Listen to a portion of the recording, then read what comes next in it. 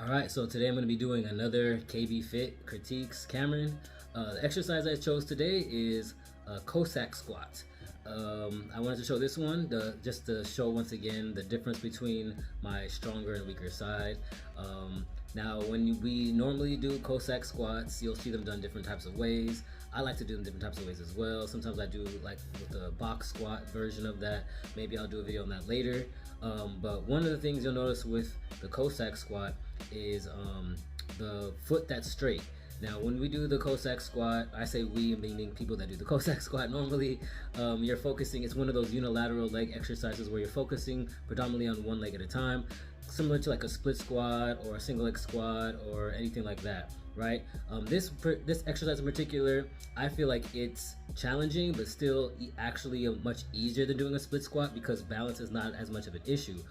What is an issue a lot of times is your ankle mobility, your hip mobility, your glute strength, and definitely your quad strength. Now for this exercise for myself, I struggle a lot with my quad strength and my core strength, but mostly my quad strength, depending on how I do the Cossack squat. This version I'm doing is in the goblet version, so I'll be holding a dumbbell like this. Sometimes you'll see me doing it with a barbell on my back, sometimes with a single arm in between my legs. There's different versions of this one, but this one I'm doing the goblet version of the Cossack squat.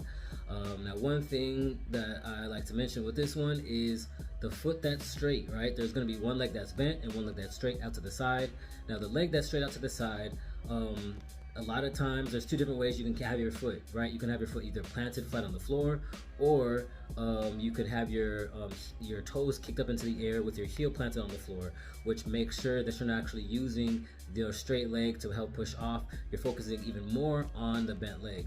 Now the way that I did it this time is I have my foot flat on the floor. The reason being is because one of the actual cons to training barefoot, at least for me, and with the floor being this hard, is that when I have my heel down on the floor, it kind of hurts. And so to avoid the pain of having my heel jammed into the floor, I keep my foot planted on the floor.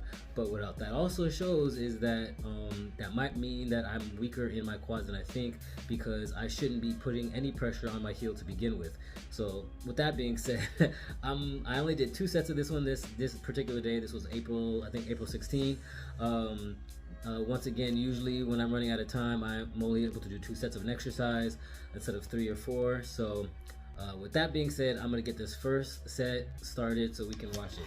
All right, and action. All right, I am starting with my right side because I tend to do that sometimes. I should be starting with my left. Now you'll see that my elbow goes on to the outside of my leg instead of on the inside. I think I'm getting pretty good range of motion. I should be going a little bit slower and holding it down at the bottom more instead of going so fast. I'm only using 65 pounds, so it's not that heavy. I was gonna go a little heavier than that. But because I know my left side is weaker, I tend to go a little bit lighter. And I switched right straight into the left side. I didn't take a rest in between. But as you see, once again, my elbow is going on the outside of my knee. Still going a little bit too fast. And I don't know if you can tell, but I can tell I have a lot less range of motion in this leg than that one. And you see the face, my facial expression struggling a little bit with that one. Yeah, so that's one of those exercises where I have a harder time pushing myself, because this exercise, my right side is significantly stronger than my left side. And so because of that, I don't push myself on my right side because my left side won't be able to keep up at all. So I try to find that medium weight where I'm able to do a decent amount of reps on both sides. But with this one, the one thing that I will note is, like I said on both legs, is that my elbow's on the outside of my knee. The reason why that's an issue is because it's gonna, even if I could, it's preventing me range of motion, because my arm will hit my leg and I won't be able to get deep into that squat. So as usual, I'm pretty sure I watched the footage in between sets and made proper adjustments, or hopefully I did, right? All right, let's watch set 2 and action. Once again, starting with my right side. Now you see my elbow went on the inside. Range of motion was only probably slightly better, if anything.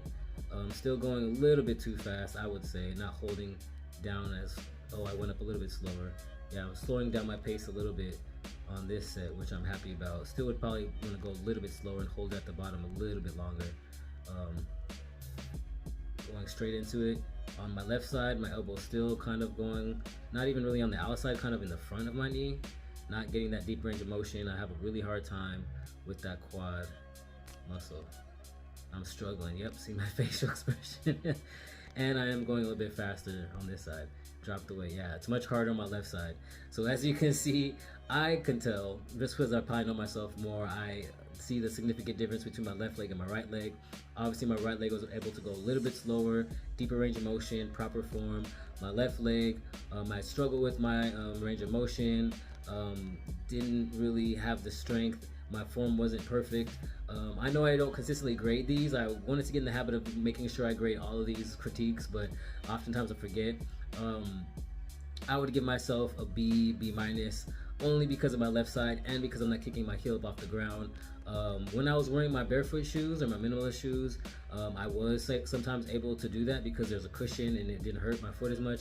But once again, that's kind of showing you that possibly I'm putting too much pressure on the straight leg instead of the bent leg. But anyways, with that being said, hopefully that was beneficial and educational and somewhat entertaining. And so until the next time, I will catch you guys in the next video.